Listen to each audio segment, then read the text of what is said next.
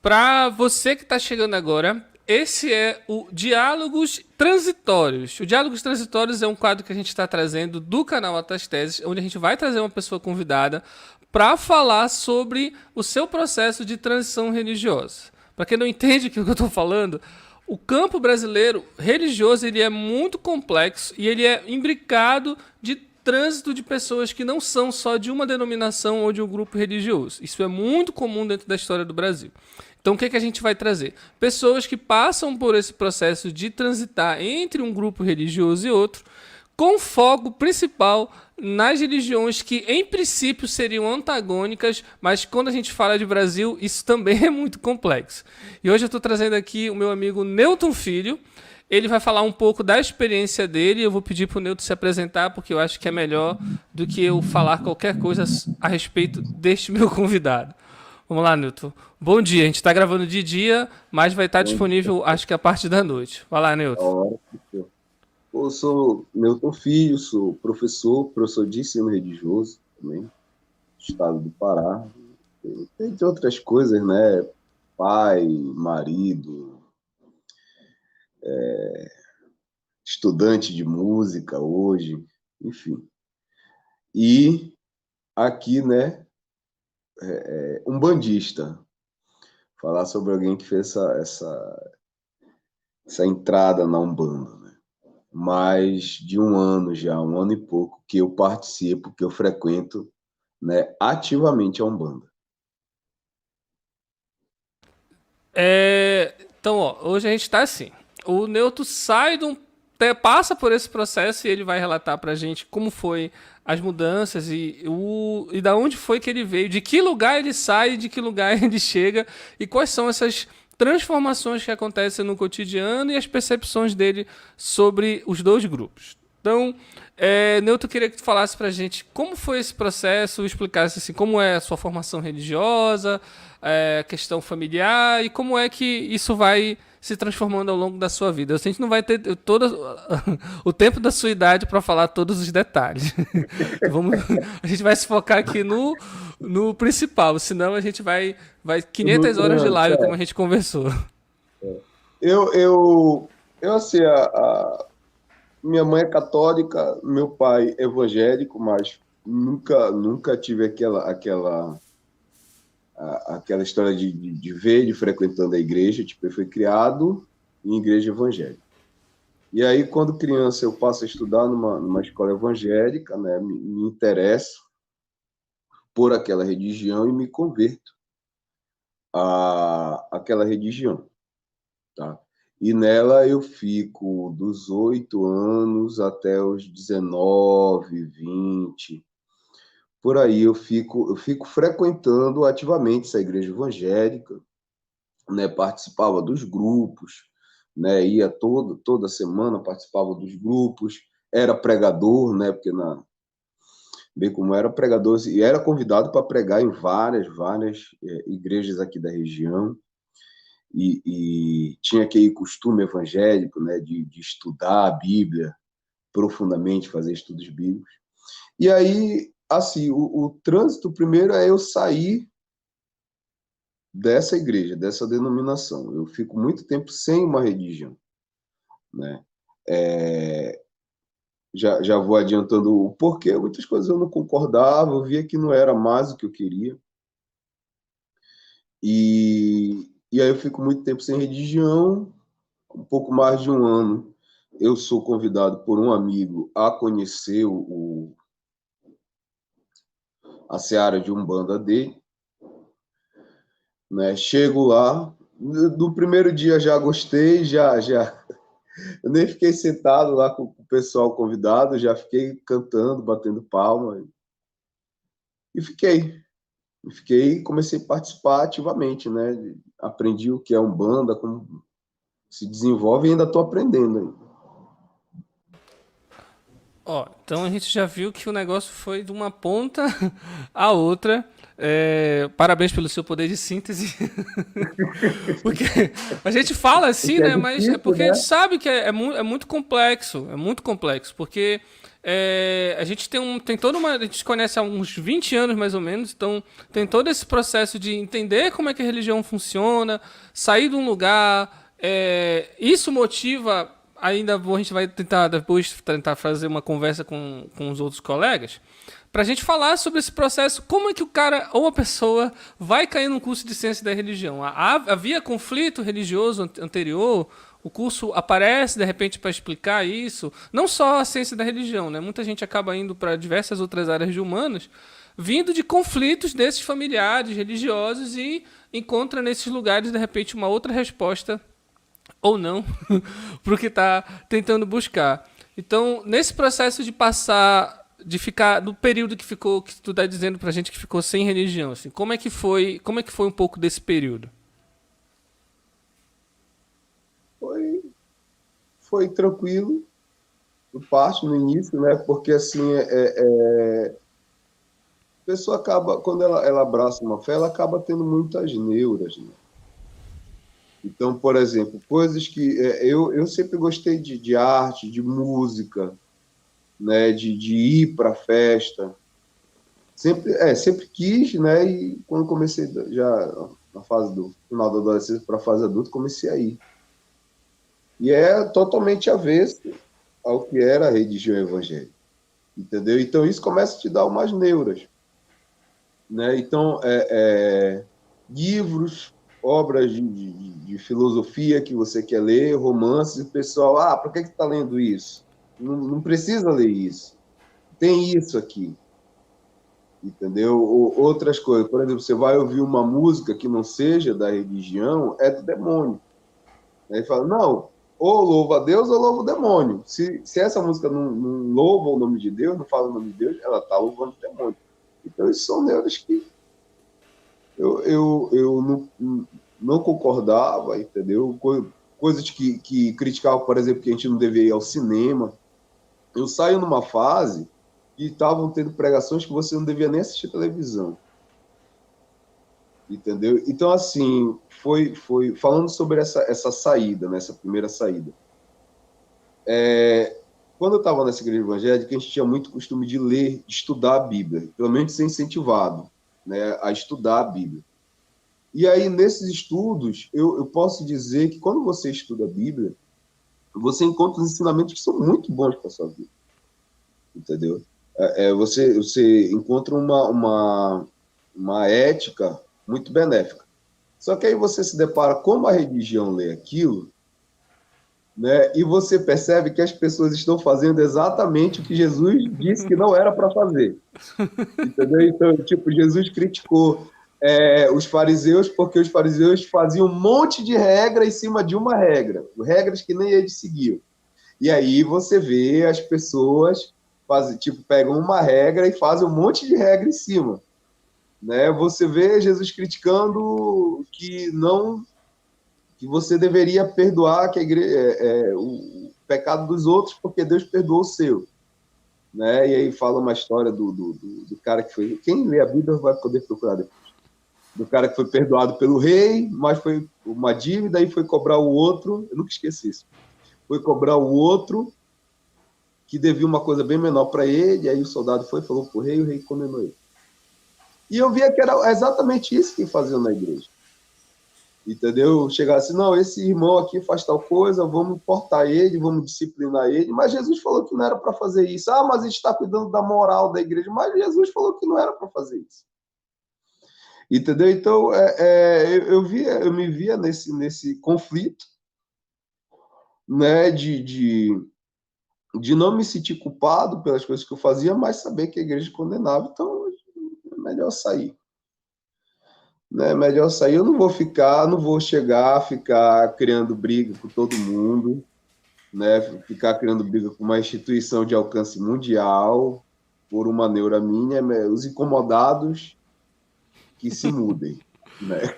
Então, assim, a pergunta, acho que eu acabei de inventar o termo aqui.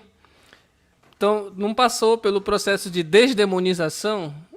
Porque nunca demonizou as outras fés, por exemplo?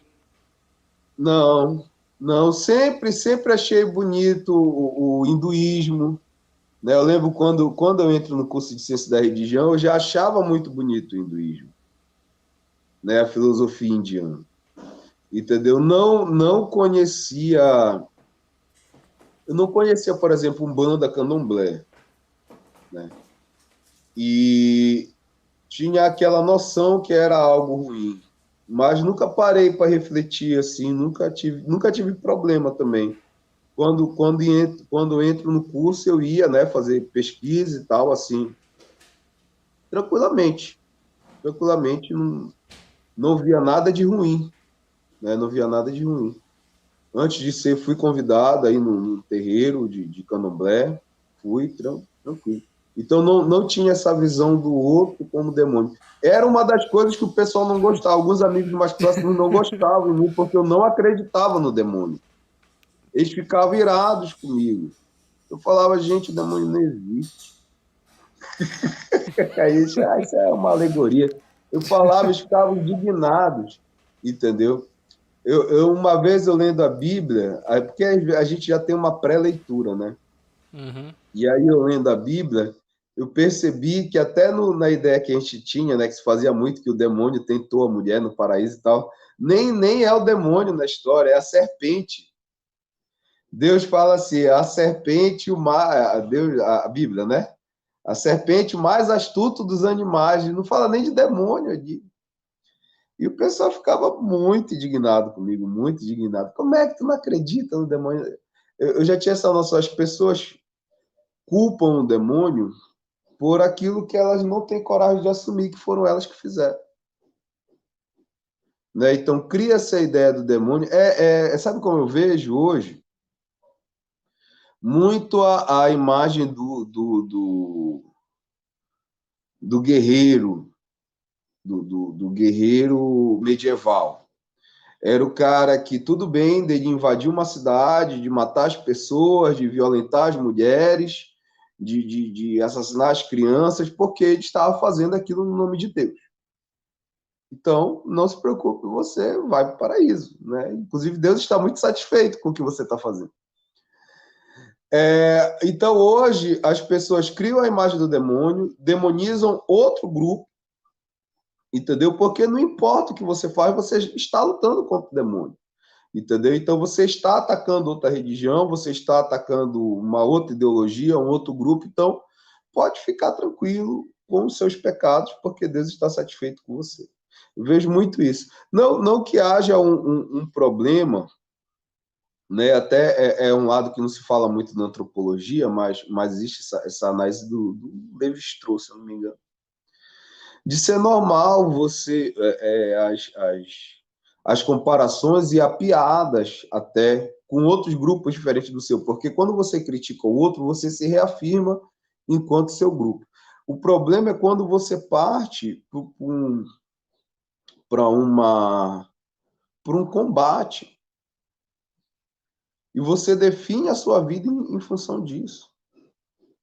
Entendeu? Que é muitas vezes o que eu vejo. Às vezes por algo abstrato, ao demônio. O demônio é que faz eu trair minha mulher, o demônio é que faz eu usar droga, o demônio é que faz eu ir para festa. E aí você acaba culpando o demônio, você não assume que é você e você não consegue trabalhar essa falha moral sua, que todos nós temos falhas morais e vamos morrer com falhas morais. Né? Ou seja algo abstrato, ou seja algo físico, que é outra instituição. Não, aquela instituição, aquela religião é do demônio, com certeza, a gente tem que falar mal, a gente tem a oportunidade que você tiver de tacar uma pedra, taque, sem culpa. Entendeu? Já vi vídeo de uma senhora que ia quebrar uma imagem de Nossa Senhora de Nazaré, porque Deus mandou ela quebrar e ela vai quebrar. Entendeu? Enfim, outra coisa que eu lembrei agora da Bíblia, falando da Bíblia direto. Você vê que, inclusive, você não vê isso, você não vê Jesus afrontando outras religiões.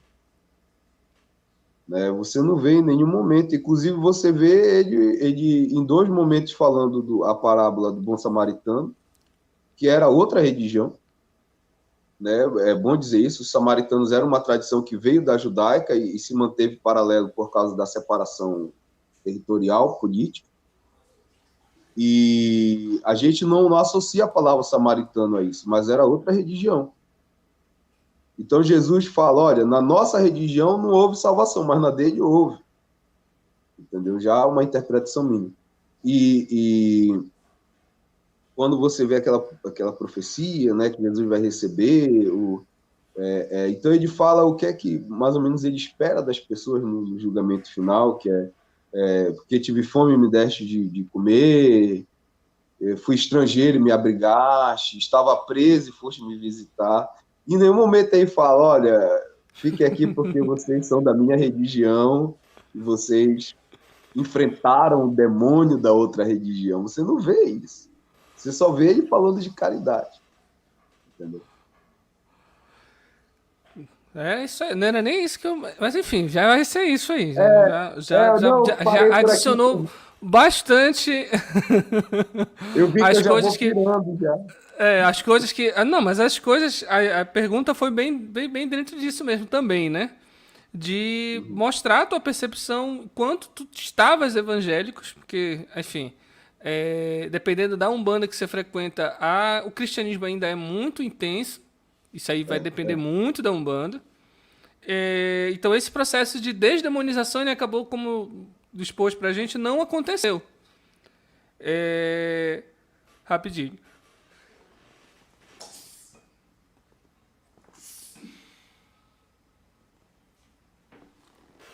Ai.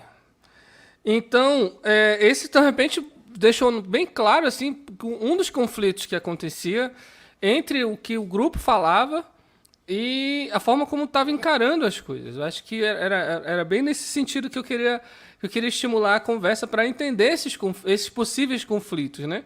Já em casa já mostrou que não, aparentemente não teve esse conflito, assim, não teve nenhum momento, assim, ainda pontuando aqui, teve nenhum momento que se, mãe, eu vou mudar de religião, ou os pais, estou mudando de religião e agora eu bato tambor. Não, foi curioso, assim. Foi uma coisa que até hoje não aceito muito bem. No início aceitava bem pior, bem contra eu ser da Umbanda. Só que desde que eu saí da igreja, antes na igreja evangélica já fazia isso, mais escondido, né? E depois eu sempre bebi muito, né? E dei trabalho bebendo. E era preocupante o meu vício com o alcoolismo. E na Umbanda eu vou ser curado disso. Entendeu? E quando eu falei, eu não tinha certeza se eu realmente tinha sido curado do alcoolismo. Eu falei, e quando eu falei para todo mundo ficou surpreso. Eu falei assim: olha, eu fui curado. Eu fui curado porque alcoolismo não se cura. Você não vai encontrar nenhuma. Isso que eu estou falando é para quem tem fé, viu, gente? Você não acredita. O alcoolismo ele não se cura, ele se controla. Então, qualquer associação terapêutica, qualquer tipo de terapia que você procure, vai te dizer assim, olha, evite o primeiro copo, porque se você tomar o primeiro copo, você vai-se embora, vai bebendo e vai voltar e vai desencadear. Então, você vai ser alcoólatra pro resto da vida. E eu fui curado, porque, tipo, eu não tenho mais vontade de beber. Entendeu? Mas se alguém eu tô no churrasco, tem uma cerveja que tu bebe um copo, eu bebo um copo. Entendeu? E não fico com aquela ânsia, não, vamos tomar tudo. Só hoje eu vou tomar entendeu? Que é o próprio do alcoólatra. Entendeu? Então eu não tenho problema com a bebida e foi algo assim que até eu fiquei surpreso, né? De ter acontecido e na Umbanda falaram, não, isso foi um trabalho espiritual mesmo que a gente fez. O teu guia de cabeça fez na tua vida. E você não está com vontade de beber porque ele está te acompanhando. Entendeu? Então, quando eu chego para minha família e falo, olha, eu fui curado do alcoolismo, que era um grande problema familiar meu, eles não têm para onde fugir, né? Eles não têm para onde dizer, isso é mal para tua vida, porque, enfim, cara, é uma coisa que eu nunca tinha visto antes. Eu nunca vi alguém ser alcoólatra e parar de beber dessa forma, tipo, de você poder beber um copo e ficar só num copo. Entendeu? De você parou de beber, você bebia toda sexta-feira, quem é alcoólatra já fica, né? Sexta, não, tem que tomar uma, eu não tenho mais esse anseio, entendeu? Então foi uma das coisas que meio assim apaziguou, né? Equilibrou a situação. Essa Mas já tá a aceitar bem, eles não resposta do que eu ia aceitam. te perguntar em seguida. Porque como é a diferença no cotidiano entre estar numa religião, é, na religião evangélica, no grupo evangélico que tu estavas, ele tinha êxtase religioso? Não, Não. era protestante tradicional, não tinha. Não tinha, não era pentecostal no caso, né? Não era. E qual é a diferença hoje, né? Já partindo desse primeiro ponto que tu já colocou pra gente. Qual a diferença no teu cotidiano como um bandista e antes quando tu fazia parte do grupo evangélico? A cada vez mais diferente, né? Cada vez mais diferente. Uma das coisas que lá no terreiro falam, as entidades falam, né? Que Umbanda não é fácil. Né? Umbanda não é fácil. Você quer. É que velho ditado. Umbanda tem que saber baiar. Quem está dentro não queira sair, quem está fora não queira entrar. Entendeu? Umbanda não é fácil, tem rituais que eu tenho que fazer assim por semana, né? Todo dia, na verdade, tem todo um tempo que eu tenho que separar por semana, não só no terreiro, não só na minha seara de Umbanda, mas também aqui em casa. Né? Então, leva tempo, leva disciplina, você tem que fazer da forma certa, você tem que separar um tempo para aquilo. Eu era muito, ainda sou cético, mas eu passo no cotidiano a vivenciar essa questão da intuição, né? E para mim é a maior mudança, porque eu sempre fui pelo racional, né? Pela análise racional. E aí você passar aí pela intuitiva é mudar da direita para a esquerda. E acho que as maiores mudanças são essas, que dá para resumir na fala, mas no dia a dia muda muito. Né? O preconceito é outro, porque na igreja, entre as igrejas evangélicas há um certo preconceito também de uma para outra, né? Mas você vê algo mais interno, algo mais do negócio, a gente sabe mais a Bíblia, vocês estão errados, vocês não entendem nada, vocês são fracos, né? Aqui é que está o poder, aqui que está o fogo, né? Mas quando você fala que você é de Umbanda, né? A gente sabe que tem aquele preconceito, tem aquelas ideias já formadas na mentalidade brasileira sobre as entidades de Umbanda, que são ideias totalmente equivocadas. Né? De Pombogira ser uma entidade barraqueira, de Exu ser o demônio, entendeu? Então, são coisas totalmente equivocadas, né? Que você percebe que já está na mentalidade. Então, quando se fala de Pombogira, a pessoa logo imagina uma entidade, barraqueira, que chega falando alto, que chega se agarrando nas pessoas, entendeu? Quando você fala de Exu, você logo pensa em alguém, em uma entidade que vai se associar ao demônio, né? Então, são esses preconceitos que você se depara. Enfim, Umbanda não é fácil. Eu quis entrar, né? Ninguém me obrigou. Eu que quis entrar e eu tenho que. E o pior é que você, quando você é bandista, que você é médio, você vai aprendendo que você não deve nem militar enfrentando isso como se você fosse um militante, um Um mundano. paladino da Umbanda.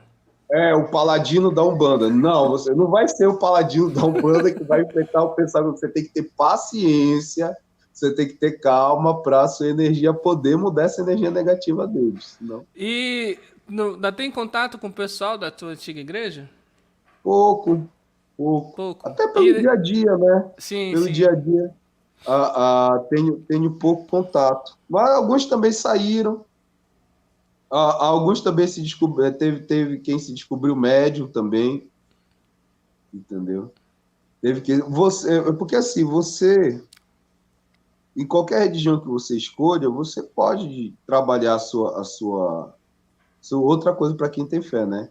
A pessoa pode trabalhar a mediunidade dela, né? Não necessariamente a mediunidade vai ser vir e incorporar como a gente incorpora na Umbanda, como se incorpora no Espiritismo, tudo mais, né? A pessoa escolheu ser daquela região, ela pode ser médio ali, mas ela tem que estar realmente ali buscando fazer o bem, né? Buscando fazer o certo. Então a espiritualidade que guia ela vai guiar ela ali, entendeu?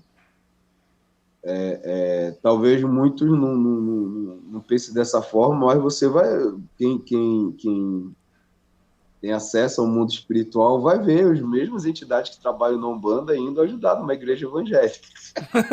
O país do pessoal evangélico, não se aborreça comigo, tá? Mas Há relatos que. porque Há estão ali, relatos que as paredes espirituais não têm limite. não tem limite, claro, assim, assim como é aqui, também é no mundo espiritual. Então, tipo, eu quando desencarnar, se a minha tradição foi a Umbanda, com certeza a minha tendência vai ser querer ajudar pessoas que são da Umbanda, né? Querer me manter na minha tradição. Inclusive, quando perguntam para o Chico Xavier sobre as religiões afro do Brasil, a interpretação dele, a história que ele vai falar é essa: são entidades africanas, são espíritos africanos que foram chamados para fazer um trabalho no Brasil e falar, tá bom, nós vamos fazer, mas nós vamos fazer como foi a nossa tradição. Né? E aí, quando surge a Umbanda com Zélio, né, você vai ver essa proposta de não ser aceito no espaço espírita, então nós vamos fazer um culto onde todos serão bem-vindos. Né? E aí você pega na Umbanda várias tradições. Então é comum que, por exemplo, hoje um espírito evoluído que em vida foi indígena vai querer trabalhar numa tradição onde se valoriza a cultura indígena, como é o caso da Umbanda. Ele vai chegar no terreiro e vai ver, aqui é bem valorizado e tal, vou ficar aqui, é bem comum isso. Mas o contrário também acontece, né? De precisar de uma entidade de luz ali, ter pessoas bem intencionadas, e aquela entidade ajudar também, mesmo não sendo daquela tradição. É Beleza, para então quem acho que tem isso fé, viu, gente? assim, eu acho que a proposta é que, assim, como a gente é da ciência da religião, a gente traz a proposta da explicação êmica, não só a explicação ética no sentido da academia, o que a academia está explicando, coisas assim. Então, o diálogo é a partir do que o religioso fala, explica e conta os processos dele sem ficar fazendo questionamentos a se aquilo é verdadeiro ou não. Assim, o sentido aqui é mesmo a pessoa expor esse processo dela e a própria visão. Né? A análise, se for querer fazer depois, é uma outra coisa. Então, assim, a gente viu como que foi esse processo, né? Como é que tipo, é bem interessante a gente ouvir esses relatos de que as pessoas transitam mudam a concepção, a percepção dela das religiões. A gente vai de repente atrás de uma pessoa que passou pelo processo de desdemonização, que eu acho que isso é extremamente interessante se souber alguém indicar, alguém que era bem radical nesse sentido e de repente hoje muda a percepção dela. Tem um amigo nosso que ele, de repente eu posso convidar ele, que ele já foi pastor. Ele diz que ele vive com muitos macumbeiros, com o pessoal de religião afro e a percepção dele muda completamente. Não sei se a gente vai conseguir arrastar ele para cá, mas a gente vai ver. Um último ponto que não estava na pauta. E tem um texto, antes de eu chegar, estava pesquisando para a gente começar a fazer a nossa conversa, que eu ainda vou atrás para ler o texto, mas só a introdução, o título do texto era a Religião Mais Negra do Brasil, que apontava as religiões pentecostais e neopentecostais onde maior presença de corpos negros, né? Aqui o foco negro tanto na descrição que o BGE faz de pretos e pardos. Como é essa tua percepção hoje, não é? Dessa questão racial, dessas diferenças do espaço onde tu estava para o espaço onde tu está hoje, quais são as diferenças nos discursos, e aí depois uma conclusão para a gente já encerrar a nossa conversa. Se eu for falar sobre isso, vai ter que ser outra live só para Tem isso. 10 minutos. Mas eu vou tentar usar o meu poder de síntese novamente. Assim, o surgimento da igreja pentecostal, quando eu estudei isso enquanto pesquisador, você percebe que ela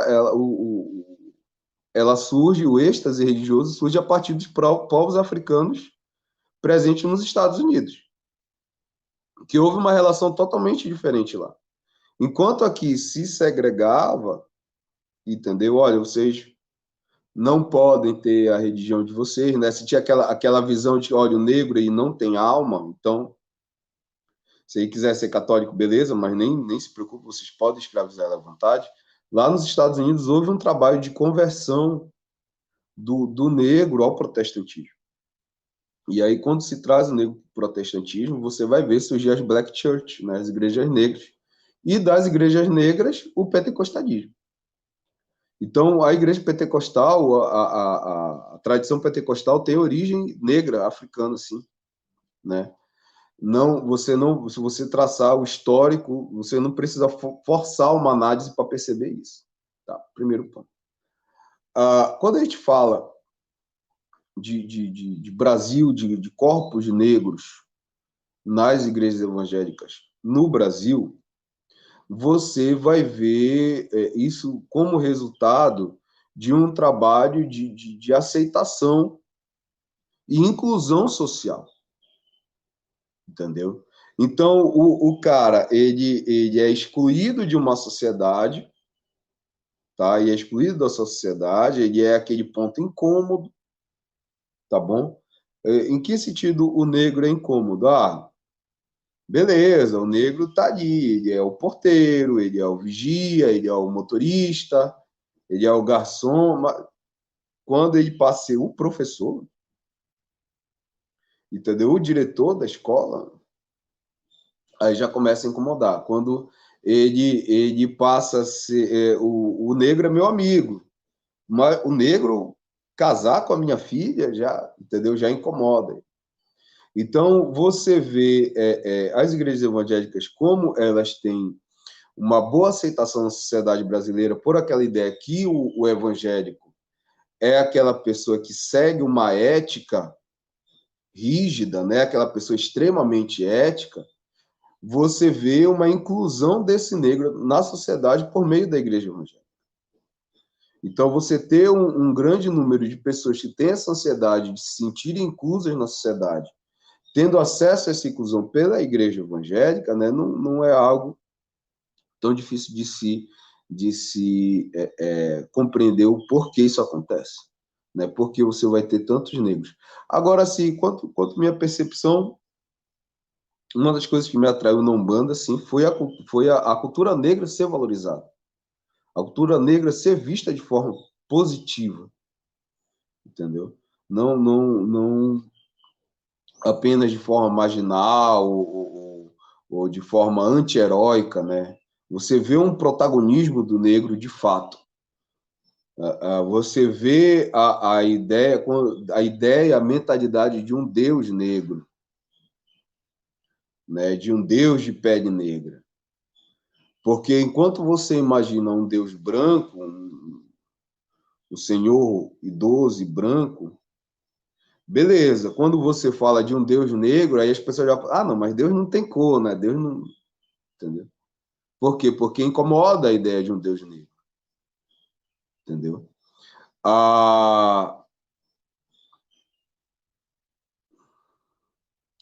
Entidades, né? Mulheres também, mulheres negras, né? Você vê a entidades, coisas que pouco você, quem estuda as religiões vê que pouco você vê a figura da mulher enquanto heroína, né? Normalmente é o homem que é o herói das religiões. E você encontrar isso na figura de Yansan como uma heroína, né? Como entidades de Umbanda que são muito presentes, né? Guerreiras, né? Isso é algo que me chamou muito a atenção, né? Então você tem algo diferente ali, um protagonismo negro, um protagonismo feminino, que realmente me chamou a atenção quando eu entro na Umbanda, né? Faz eu me sentir mais à vontade ali, né? Faz eu me sentir mais à vontade do que quando eu era da igreja evangélica. Chegava lá, os livros, como era uma igreja de origem norte-americana, né? Os livros chegavam para a gente Jesus loiro, dos olhos azuis, Jesus branco, entendeu? Não sei se eu respondi a pergunta, mas é isso. E aí eu queria que tu concluísse pra gente, né? Como é que. Como é que tu vê esse processo de trânsito? Como é que tu te enxerga daqui pra frente? O que você recomendaria para as pessoas que estão em lugares de algum grupo religioso que ela não está se sentindo bem e também não está à vontade para sair e procurar algo melhor ou algo que dê um sentido mais e mais conforto para a vida dela? Olha, gente, vamos o trânsito religioso primeiro. Cada um, você vai se sentir melhor, não necessariamente no lugar onde você nasceu, mas talvez em outro lugar, tá? Então isso é inevitável, isso é resultado da sua vivência pessoal. Então foi o que aconteceu comigo, entendeu?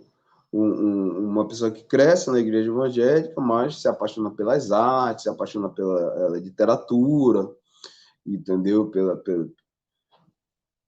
Pelo estudo das religiões, pela militância negra, e aí acaba transitando para a Umbanda, onde eu vou ver resposta para tudo isso, tá? Então, cada um vai ter a sua resposta. O seu local onde você se encaixa, entendeu? Outro, se você vai ser difícil para todas as religiões. Tem uma série que eu achei interessante, que é Escravos da Cientologia, que fala sobre a dificuldade de muitas pessoas de saírem da cientologia, né? Um grupo norte-americano e tal. Só que assistindo essa série eu percebi que na verdade todas as religiões são assim. Quando você está atrelado a um grupo de pessoas, né? E fora as suas neuras pessoais, como o Edilson falou da desdemonização que você passa internamente, né, de você dizer, não, isso aqui não é pecado, isso não é errado, eu não estou fazendo mal para ninguém, não estou fazendo mal nem para mim, entendeu? Então, por que que eu vou achar que isso é errado? Então, além dessas neuras pessoais que você passa, você ainda vai passar pelas neuras de encontrar com o pessoal daquele grupo que você saiu, de chegar, olha, cuidado, tem consequência, você vai pro inferno, entendeu? Então, você vai acabar passando por isso, mas não se neure, né? Como diz o grande poeta Raul Seixas, Deus não é tão mal assim, tá? Você tem que fazer essa reflexão mais profunda, né? Porque a vida é uma e você passar a vida inteira vivendo uma vida que você não quer, entendeu? Você não vive bem, você transparece isso, como eu vejo pessoas, né, que estão num lugar que não queriam estar e transparecem isso não só para amigos, mas no trabalho, né, aquela figura do trabalho que é o mala sem alça, que ninguém gosta, que arruma briga com todo mundo, mas pense que essa pessoa ela está refletindo de uma vida que ela não queria estar vivendo. que muitas vezes colocaram ela ali, que escolheram para ela aquela vida e ela tá vivendo porque, tipo, eu vou sair disso agora, eu já tô com 40 anos, vou mudar agora, entendeu? E a pessoa não consegue. Então, acaba envelhecendo assim, feliz. Né? E você não precisa seguir por esse caminho. Você pode ser feliz, a sua vida tem que ser feliz. Felicidade de verdade. Não é aquilo, não, isso é felicidade, porque se você, né, eu vi as pessoas colocarem, não, isso é ser feliz. Se você achar que isso não é ser feliz, você vai para o inferno, entendeu? Não é essa, essa felicidade que te foi imposta. É você ser feliz. Não pode nem ser feliz em paz, né? Tem que ser feliz com Não, medo da condenação. tu é feliz fazendo isso, olha, cuidado, tu vai pro inferno, entendeu? Não, felicidade é isso aqui é a felicidade que vai te levar pro céu. Então, você siga o caminho que você quer, tá? Onde você se sente bem, sendo ou não envolvendo religião, né? Você tem que se questionar quem é você, né? Quem você quer se tornar. Porque nós, na verdade, nós temos uma ideia sobre nós e nós estamos num caminho constante para chegar nesse ideal que nós formamos. Entendeu? Então, se esse ideal, se eu não ofendo ninguém, ofendo real, de verdade, né? Se eu não estou fazendo mal para ninguém, se eu não estou fazendo mal para mim, né? Então não tem por que eu questionar esse ideal. Tá? É isso. Newton, muito obrigado, cara. Porra, foi só queria satisfação de encerrar. ver. Diga. Não, para mim também fiquei muito feliz. Já, o tempo de uma aula, né? Já vai dar uns 45 minutos aí. Bora, fez a chamada? O tempo de fazer a chamada. Dúvidas, não só dizer, pessoal, independente do que falaram para você, tá? A Umbanda é paz e amor, é um reino cheio de luz, tá bom? É essa mensagem que eu queria encerrar. Então, muito obrigado, cara. Poxa, esse aqui foi o meu playtest, o beta, teta, zeta, gama, mas já vai ser o primeiro e vai ficar disponível assim que terminar de fazer as edições, os devidos ajustes, aí já vai ficar. Mas é isso, cara. Muito obrigado, pessoal. Muito obrigado quem está assistindo todo o material. Eu vou deixar ele depois dividido com alguns tópicos do que foi falado aqui. Esse foi o nosso primeiro. Eu já estou pensando aqui em quem eu vou chamar para o segundo, que eu gostei bastante. Eu achava que, de fato, eu iria gostar, porque é um assunto... E é uma coisa que me chama a atenção ver, desde acho que ainda na época da graduação, ver os relatos das pessoas falando sobre esses processos, né? Foi mormon, depois saiu, depois foi para outro lugar, que era completamente diferente. Era ateu e virou religioso, era ateu e ficou mais ateu ainda. Aí a gente tem o místico quântico, o neuromístico e por aí vai. Não acaba nunca, né? E é isso, cara. Muito obrigado. Não esquece de compartilhar e curtir esse negócio aí, comentar qualquer coisa, sugestão de quem a gente pode trazer, de repente, para falar aqui. E valeu. Muito obrigado e até a próxima.